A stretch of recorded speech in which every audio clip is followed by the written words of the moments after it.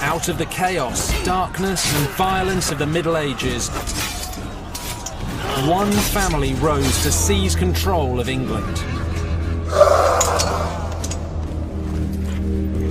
Generation after generation, they ruled the country for more than 300 years, ruthlessly crushing all competition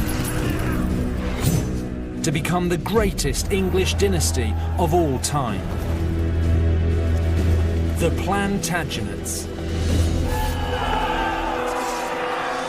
What I love about the Plantagenet story is that it's more shocking, more brutal, and more astonishing than anything you'll find in fiction. I want to show you the Plantagenets as I see them. Real, living, breathing people, driven by ambition, jealousy, hatred, and revenge. These kings murdered, betrayed, and tyrannized their way to spectacular success. For better and for worse, the Plantagenets forged England as a nation.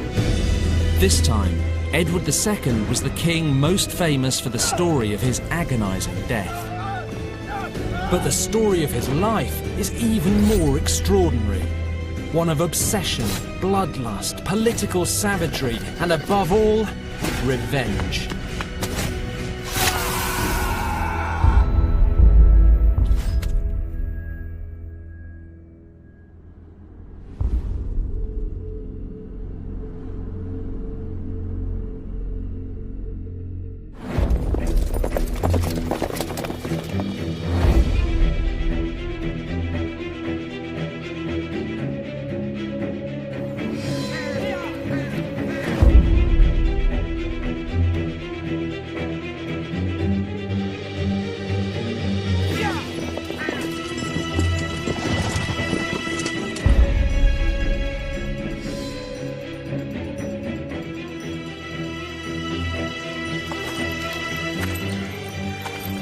July the 11th, 1307.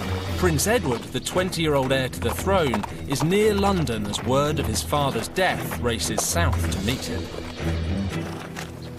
Monseigneur, le roi est mort. Le roi est mort. Vive le roi.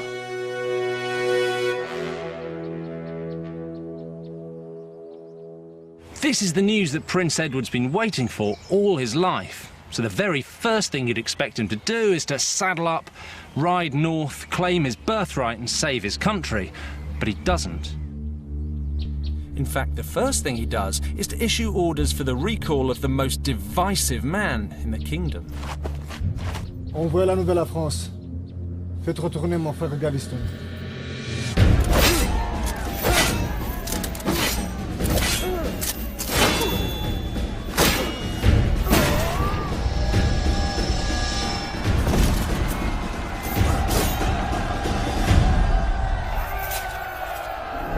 Here's Gaveston, Edward's best friend, and one of the finest knights around. But he's been banished to France by the old king for being a bad influence on the prince. Gaveston's insufferable arrogance and his hold over Edward mean he's hated by every noble in the land. Gaveston doesn't have much time for them either. He's famous for making up rude nicknames for them. He calls one Whoreson, another Burst Belly, and a third the Black Dog. And of course, that just makes them hate him even more. Gaveston's return will clearly be nothing but trouble, but Edward can't see it. All he cares about is getting his mate back. Allez. Edward is the sort of guy who can only see one step ahead. He wants what he wants now, no matter what the cost. He's utterly incapable of seeing that all his actions have consequences, most of them bad ones. This blindness will ultimately lead both Edward and his kingdom to ruin.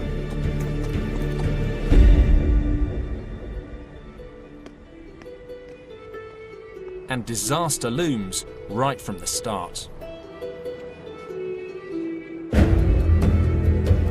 Edward marries 12-year-old Isabella, daughter of the King of France. a match designed to shore up relations with the kingdom's biggest enemy. Their joint coronation should be a moment of triumph and unity. But it isn't. This is the Great Hall at the Palace of Westminster, where Edward and Isabella's coronation feast takes place. There's lavish decorations, fountains flowing with wine. But there's one problem. This looks less like a coronation feast for Edward and his queen, and more like a party for Edward and Gaveston. Edward and Isabella's coats of arms should be on the walls. Instead, it's Edward and Gaveston's. Worse, Gaveston swans around in imperial purple, a colour only kings should wear. Worse still, the king and his friend talk to no one but each other throughout. Isabella is stoic, but the rest of the French nobles are so incensed they storm out. With them goes all the goodwill the marriage was designed to create. The English nobles are hacked off too. Not least Edward's cousin Thomas of Lancaster, the most powerful earl in England. Lancaster hates Gaveston, and to him the whole event is an outrage. It's proof Edward can't see past his obsession with his friend to the far more important job of being king. And if Edward can't see it, then Lancaster's going to make him see it.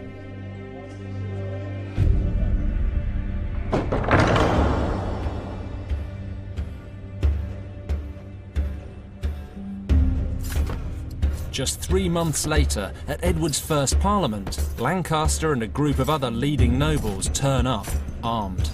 Que signifie tout ça, Thomas? Qui veulent vous faire du mal. Their message to Edward is simple. Gaveston must go. Mon cousin. Edward responds by accusing them of treachery. He gets a chilling reply. Notre loyauté est avec le fils du roi, et non pas avec lui qui tient cet office. It's an explicit threat. If you don't get rid of him, we'll get rid of you. Promesse de couronnement? But whatever Lancaster threatens him with, on Gaveston, Edward won't budge. And Lancaster can't make him. Yet. But the battle lines have been drawn. The bitter hatred between Edward and his cousin, and this fight over Gaveston, will define the whole future of the kingdom. And bloody murder will now stalk England for the rest of Edward's reign.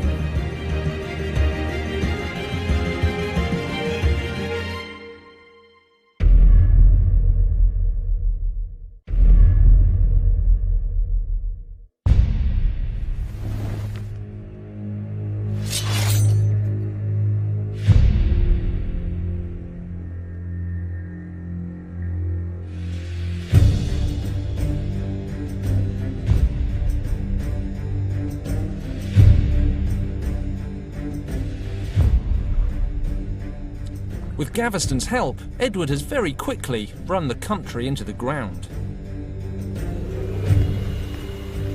The finances, security, and political stability have all gone to the dogs.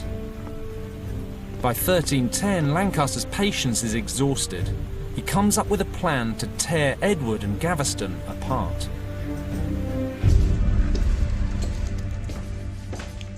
Lancaster's been conducting a whispering campaign against the king, using popular hatred of Gaveston to help sell his case. He claims that Gaveston's been lining his pockets at the king's expense. Now, annoying as Gaveston is, that's probably one of the few things he hasn't been doing. But the mud sticks, and by February 1310, Lancaster has a committed group of nobles ready to stand up to the king, and that allows him to do something extraordinary. And the evidence exists here, in the National Archives. He's going to crush Edward and destroy Gaveston at the same time. These are the ordinances, 41 articles which Lancaster claims will bring stability and reform to the kingdom. Sounds great, but taken as a whole, they actually do something very different. they strip Edward of pretty much all his powers as king. It's an unprecedented attack. The ordinances take away the king's right to impose taxation, raise armies, dispense justice, and make law. All these rights will now rest with the nobles, and Lancaster will be far more powerful than the king. But even that's not enough for Lancaster, because this is personal, and there's a clause here that proves it. It's not to do with rights or laws. It's to do with Gaveston. This is it, Clause 20. It's even got Gaveston's name beside it. It says he has malmené, misled, and malconseillé, ill-counselled Notre Seigneur le Roi, our Lord the King. It orders his immediate exile. Also says that if Gaveston returns, he is to be treated as a traitor, and the penalty for traitors is death. So what does Edward do? He should fight Lancaster to protect his basic rights as king, but he doesn't.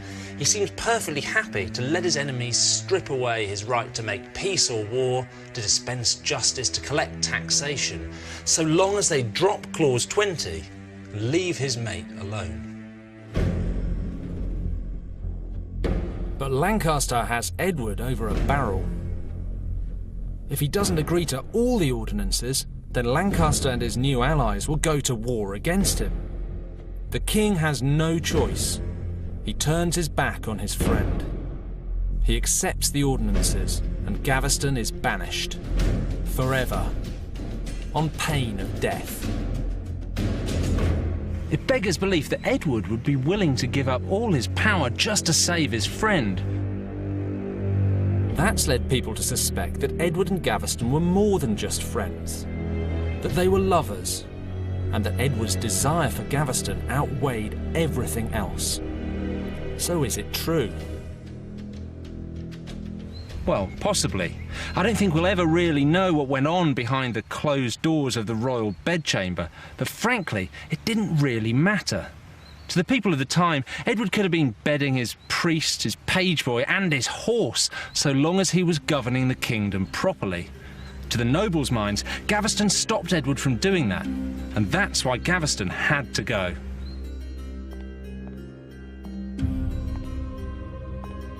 Lancaster may think he's finally got the king under control, but he hasn't, because when it comes to Gaveston, Edward is literally a law unto himself. Just 3 months later, defying Lancaster and all sense, Edward calls Gaveston back.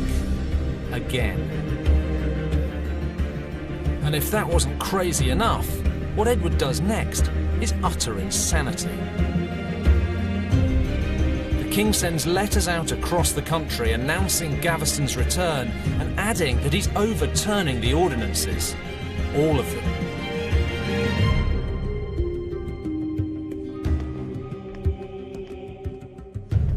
When Edward's letter's read out in town squares like this, it does two things. First, it brings England to the brink of civil war, and second, it paints a pretty big target on Gaveston's back. So you'd be forgiven for thinking this is just the start of some much bigger plan, but you'd be wrong, because actually, this is the plan. Edward's just going to overturn the ordinances and see what happens. And that's Edward all over. He's so fixated on what he wants today, he simply can't see what's obviously going to happen next.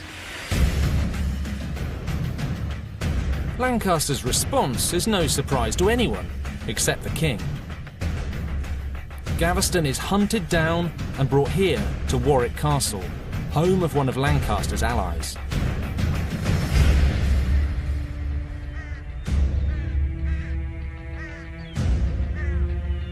The next day, he's hauled up in front of a court organised by Lancaster.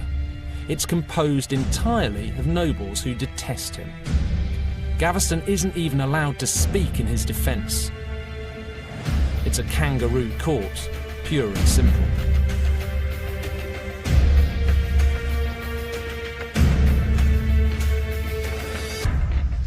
Make no mistake, Lancaster's crossing a line here. He's trying Gaveston under Article 20 of the Ordinances, which make it very clear. If Gaveston comes back to England, he dies. Problem is, Edward's overturned the Ordinances, so this court, held here at Warwick Castle, has about as much authority as a lynch mob. Piers Gaveston, best friend and trusted advisor to the King of England, is convicted of treason and sentenced to death. But however they want to dress it up, this isn't justice, it's political murder.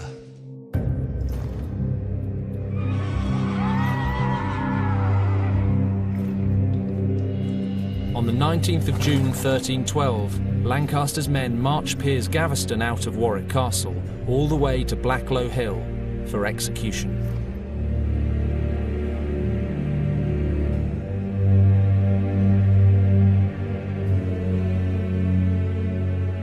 This monument marks the lonely spot where Gaveston was killed.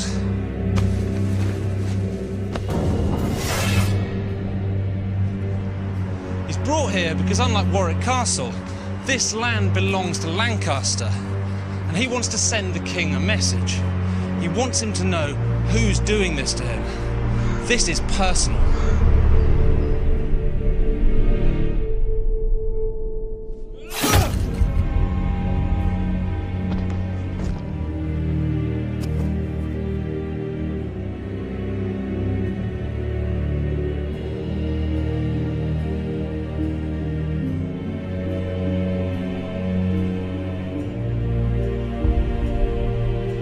When Edward hears about Gaveston's death, he goes half crazy with grief. First, he blames Gaveston for getting caught. Then, more reasonably, he blames Lancaster. Interestingly, the only person he doesn't blame is himself. But he's the one who brought Gaveston back again and again, despite being warned very clearly what would happen if he did. He's the one who put his friend in danger. He might not want to admit it, but the buck stops with him. Edward swears revenge on Lancaster. But with the ordinances reissued and everyone against him, the king is in no position to revenge himself on anyone. And things are about to get even worse. Edward's been neglecting the never-ending war with Scotland. By 1314, it's reached crisis point. He has to march an army north immediately, or the war will be lost. Now, for Edward, this is actually an opportunity. Winning in Scotland could really help turn things around for him. But as ever, disaster is about to strike, and as ever, Edward can't see it coming.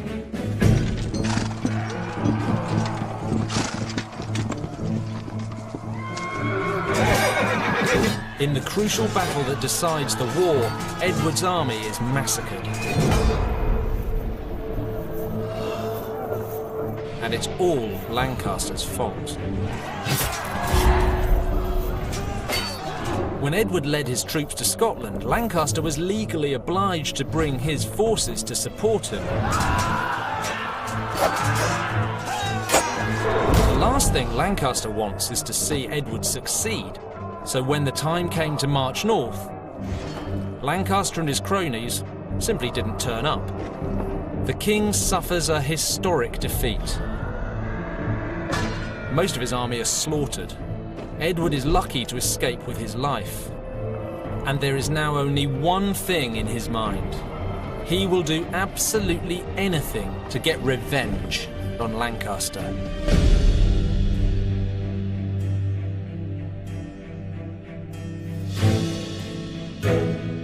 After Bannockburn, Edward is humiliated, financially ruined and friendless. He desperately needs strong new allies to help him. And here at Caerphilly Castle, in the wild west of medieval Britain, is where he finds them. They're called the Dispensers.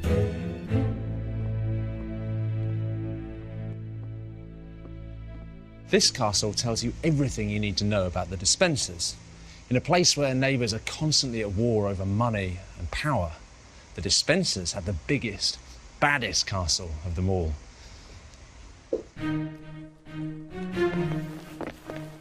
There are two of them, both called Hugh.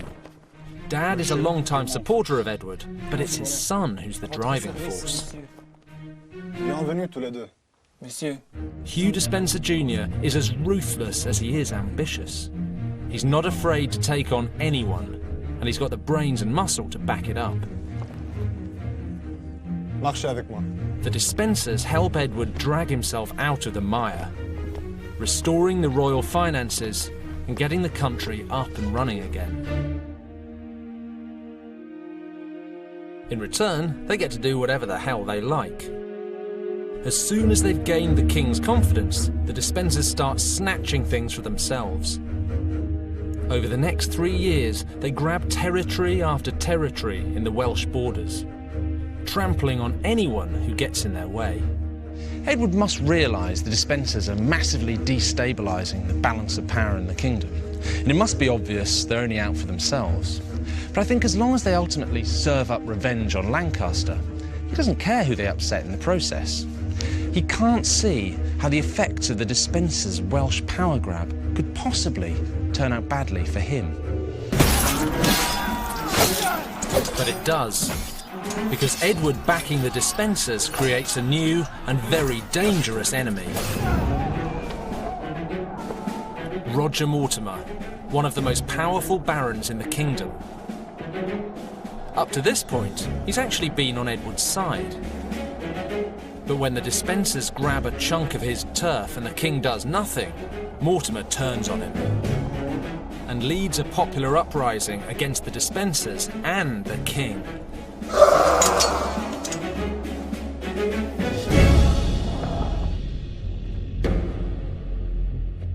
Mortimer's men kick the Despensers out of Wales. Then they march on London.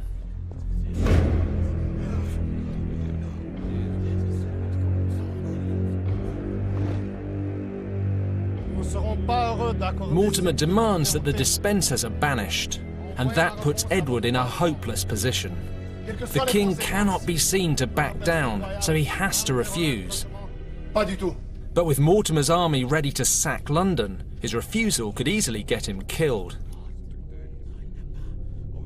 Salvation comes from an unlikely source.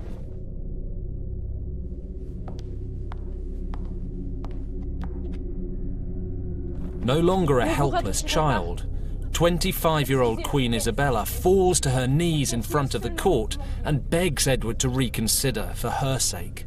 Belle Isabella. So just as Mortimer demanded, Edward banishes the Despensers, but crucially, he's able to claim he's doing it for his queen. She's given her husband a face-saving way out of a no-win situation. And it finally spurs him into action. Bonté divine. Avant que 6 mois soient passés, j'exigerai une vengeance si grande que le monde entier la prendra. Il tremblera. With Isabella by his side, the king is finally going to take the fight to his enemies.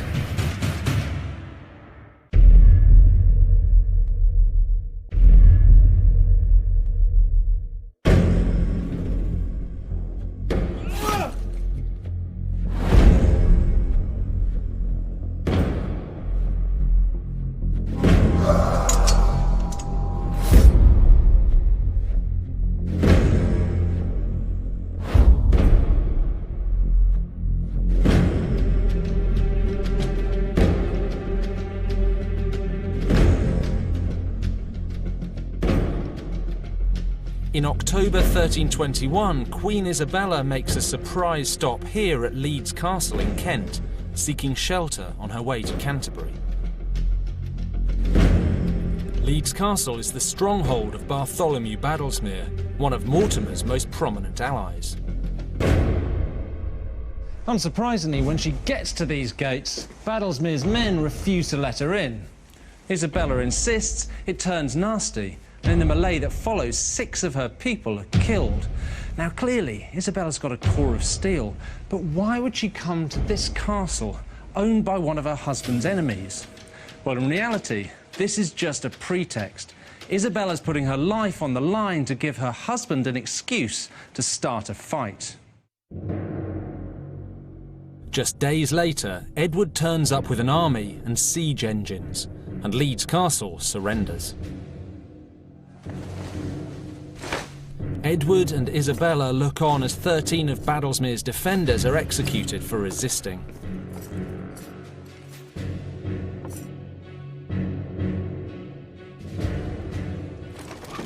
Watching with them are the Despensers, Edward's ruthless enforcers, brought back from exile to manage his campaign. Because this is just the start.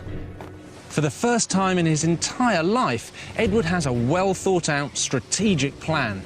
With the Despensers secretly recalled and Isabella by his side, he's going to pick off his enemies one by one. First Badlesmere, then Mortimer, and finally the real prize, Lancaster. Edward heads to Wales, picking off Mortimer's allies on the way. The offensive catches Mortimer off guard. Edward quickly captures him and bangs him up in the Tower of London. The momentum is now with the king, but Lancaster has a big army and powerful allies in the north. He'll be a much tougher proposition to take down. Then something extraordinary happens that absolutely no one saw coming. One of Edward's supporters, the Archbishop of York, receives a series of damning letters, and they're here copied into the government archives. The letters are between two Scottish ministers. Here you can see the name of one of them, Sir James Douglas. And they refer to an agreement with an English noble who's named as King Arthur. But what he's doing is guaranteeing he won't support any English invasion of Scotland. There's only one person that King Arthur could be: the king's cousin, Thomas of Lancaster. So this is a smoking gun. It's proof that Lancaster's been colluding with the enemy, and that is treason.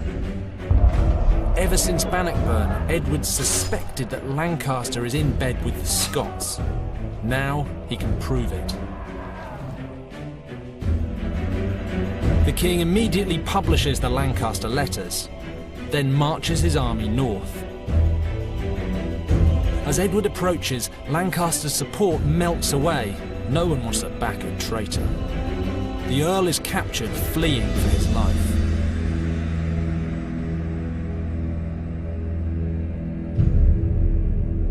This is what remains of Lancaster's favourite castle, Pontefract, and it's here that he's brought in chains to face Edward.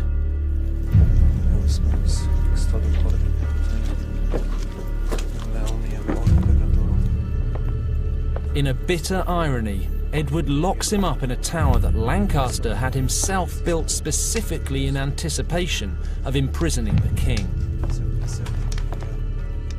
The next day, Lancaster's hauled from his tower to face the court.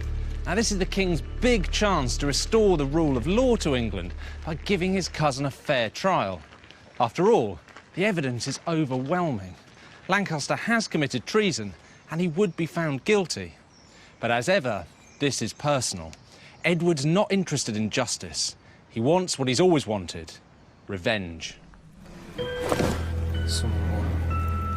Lancaster is tried by a jury of his enemies. No defence, no right to speak, and sentenced to death. Amen. Judicial murder. Exactly what he did to Gaveston.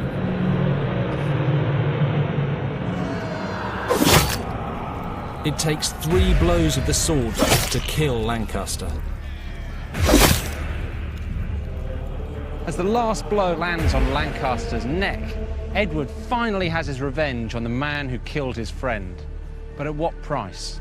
The King of England has committed the political murder of the country's premier earl, his first cousin, a man with Plantagenet royal blood in his veins. Pandora's box is open, and no one is safe.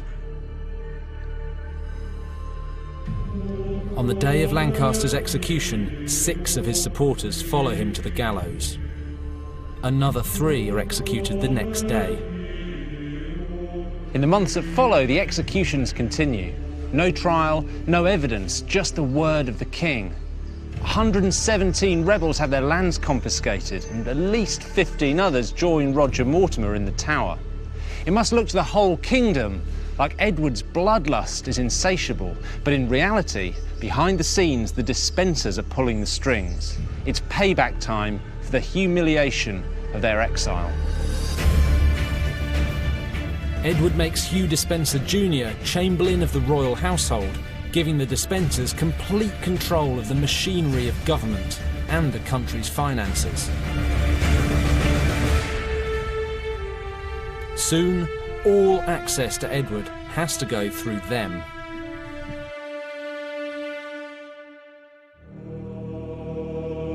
The Despenser regime makes them hated right across the kingdom. But the Despensers don't care. The king is now their puppet. And they're not done yet. 2 years later, in autumn 1324, war breaks out with France, and the Despensers get an opportunity to move on the one person who could still interfere with their control of the king, Queen Isabella. The King of France is Isabella's brother. Technically, she's an enemy alien, and that's how the Despensers treat her. Vous n'avez pas d'autorité ici. On national security grounds, they purge her household of French people, confiscate her lands, Prenez les enfants aussi. and her younger children are ripped from her to be looked after by Despenser's wife. No! Edward does nothing to help her.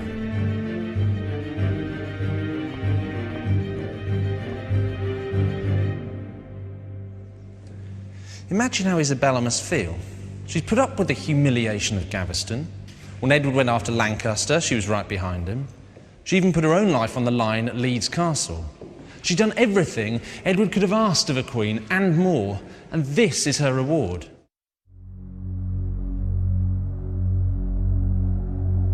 Edward can't know it, but this is the beginning of the end of his rule.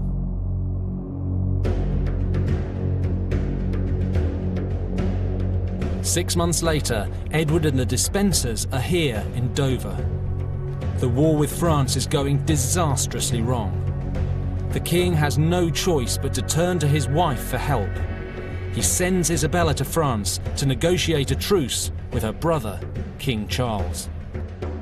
When Isabella sails for France, she does so knowing the Despensers have her children, and that's why they're pretty confident she'll have to behave. But they've massively underestimated her, because this is a woman who'll one day become known as the She-Wolf, and Edward and the Despensers are about to find out why.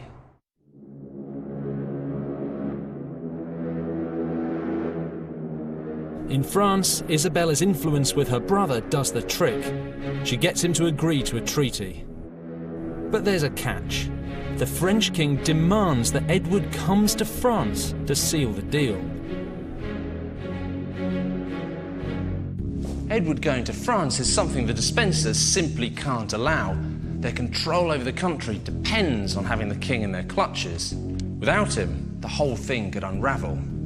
In desperation, the Despensers persuade Edward to send a message claiming to be ill. So they must be delighted when the reply comes back, expressing sympathy and saying that, under the circumstances, the French king would be happy to accept the homage of Edward's son, the 12-year-old Prince Edward, instead. Sounds reasonable.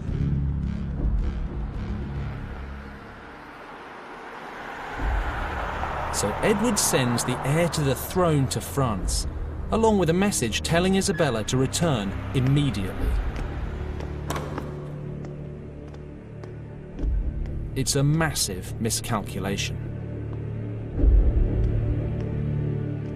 With Prince Edward safely by her side in Paris, here at the French court in the conciergerie, Isabella makes her move, and it's extraordinary.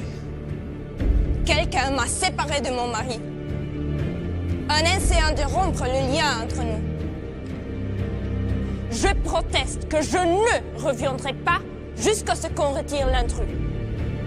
Mais en laissant mes robes de mariage. Désormais, je porterai mes robes de veuvage et deuil. As far as Isabella is concerned, Until the Despensers are gone, her husband is as good as dead. Neither the king nor the Despensers had appreciated the danger of losing control of both the queen and the heir to the throne. But with Isabella declared against them, she quickly becomes the focus for opposition. Edward and Hugh might have thought that by snatching her children, they could force her to toe the line, but they've no idea who they're dealing with.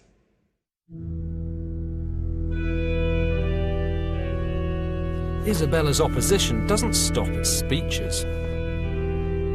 A month later, she's wearing her black robes of mourning when she meets a rich, powerful and charismatic man who's just escaped from the Tower of London. Roger Mortimer, her husband's bitterest enemy. The attraction is immediate. Within weeks, they're lovers. Even Paris is shocked. Isabella the She-Wolf and Roger Mortimer, sworn enemy of the king. For Edward II, they are a very dangerous combination.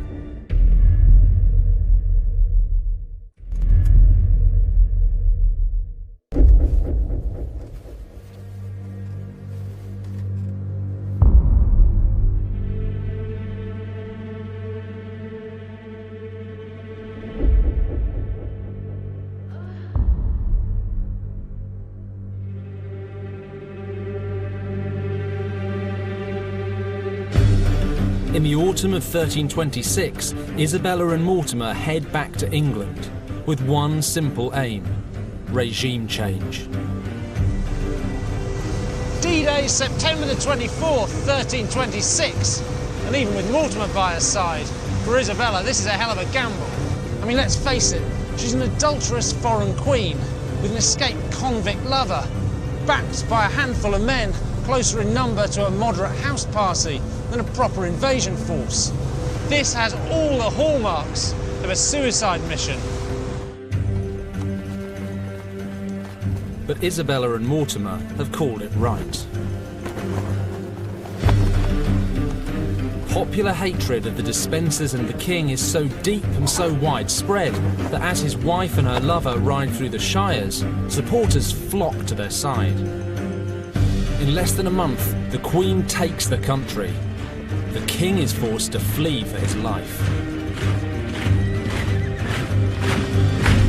Edward's running out of options fast. He's supposed to be the anointed king of England, but now he's reduced to a man on the run. His only remaining supporter is a man who, if it's possible, is hated even more than he is. It said he tried to get a message to Isabella. If only they could talk, maybe they could smooth things over. The time for talking is long gone, but as usual, Edward can't see it. Edward and Hugh are captured, running scared on a forest path in the Welsh mountains.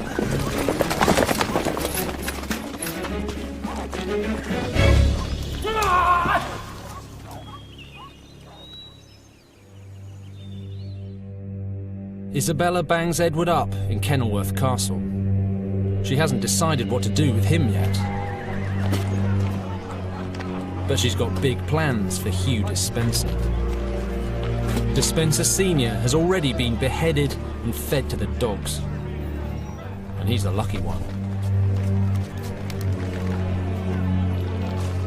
When Hugh the Younger arrives here in Hereford and sees a 50-foot gallows being erected over the town, he probably begins to suspect the trial he's about to receive isn't going to be entirely fair. And he's right. Like Gaveston and Lancaster before him, he's not allowed to speak in his own defence, and he's tried by people who hate him. And the sentence he receives is so spectacularly vicious and inhuman, he actually tries to starve himself to death just to avoid it.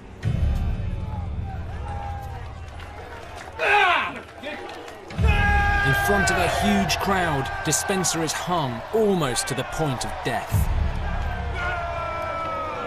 But he's not getting off that lightly, because Isabella has a point to prove.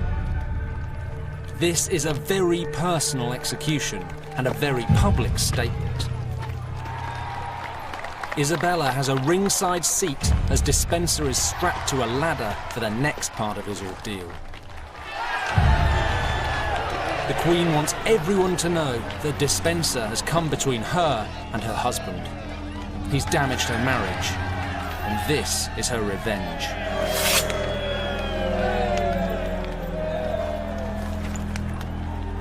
Despenser's genitals are cut off.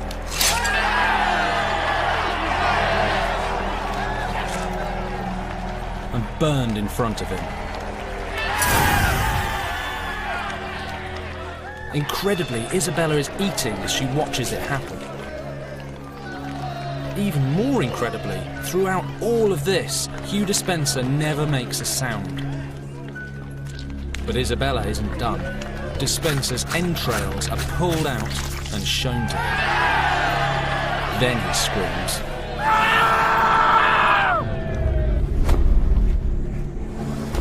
Finally, almost mercifully, he's beheaded.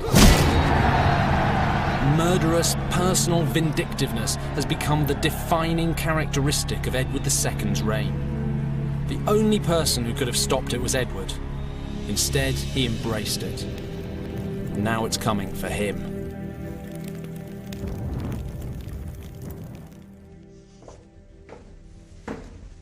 Edward, who's being held here at Kenilworth Castle, is Isabella and Mortimer's last remaining problem. He may be a defeated tyrant, but he's still the rightful King of England, anointed by God. On the other hand, they've been so blatant about their adultery, they can hardly just give him his crown back. So Edward's wife and her lover have him declared incorrigible, and he's deposed by Act of Parliament. Once King of England, he's now just plain Edward of Carnarvon, the place of his birth. For the first time since the Dark Ages, a reigning monarch has been forced from the throne. England has a new king, Edward III, but it's Isabella as regent who's really snatched the crown. The she-wolf has earned her name.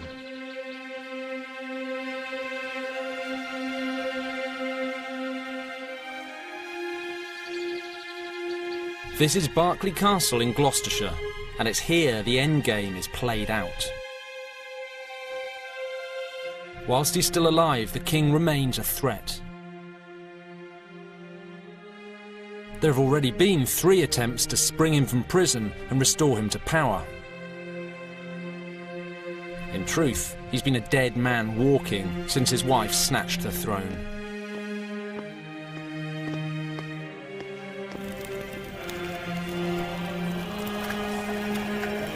Publicly, it will be claimed that Edward has died of natural causes, but as news of his death spreads, suspicion of murder grows. The story we're told is that he's tortured and murdered by having a red-hot poker inserted via a trumpet device placed in his rectum.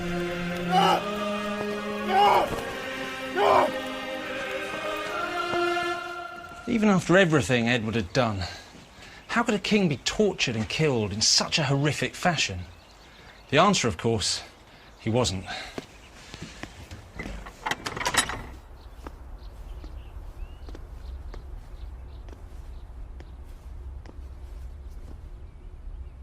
This is the room where Edward II was murdered.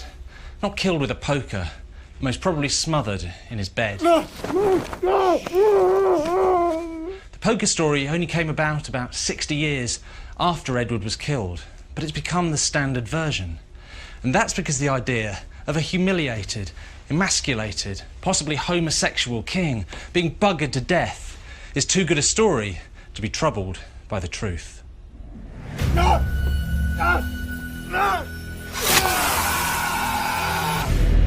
Next time, the Plantagenet story reaches its catastrophic climax. As Richard II, the boy king who crushed the peasants' revolt, turns monstrous tyrant, and Henry Bolingbroke rises up to bring the whole dynasty crashing down.